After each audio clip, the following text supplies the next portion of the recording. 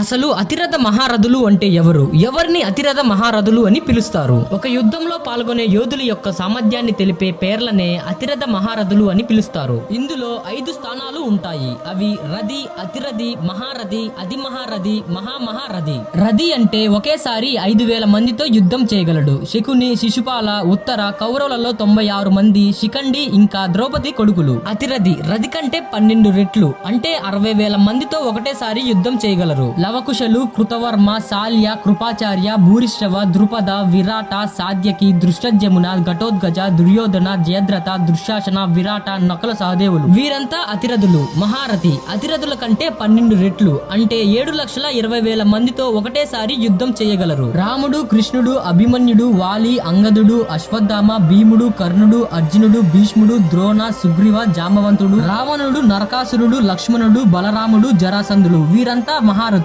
అతి మహారథి మహారథి కంటే 12 రెట్లు అంటే 86,40,000 మందితో ఒకటేసారి యుద్ధం చేయగలరు. ఇంద్రజిత్, పరశురాముడు, ఆంజనేయుడు, వీరభద్రుడు, భైరవుడు వీరిని అతి మహారథులు అని పిలుస్తారు. రామ రావణ యుద్ధంలో పాల్గొన్నది ఇద్దరే అతి మహారథులు, అటు ఇంద్రజిత్తు ఇటు ఆంజనేయుడు. మహామహారథి అతి మహారథికి 24 రెట్లు ఒకటేసారి 20,73,60,000 మందితో యుద్ధం చేయగలరు. బ్రహ్మ, విష్ణు, మహేశ్వరులు, దుర్గాదేవి, వినాయకుడు, సుబ్రహ్మణ్య స్వామి వీరంతా మహామహారథులు అని పిలుస్తారు.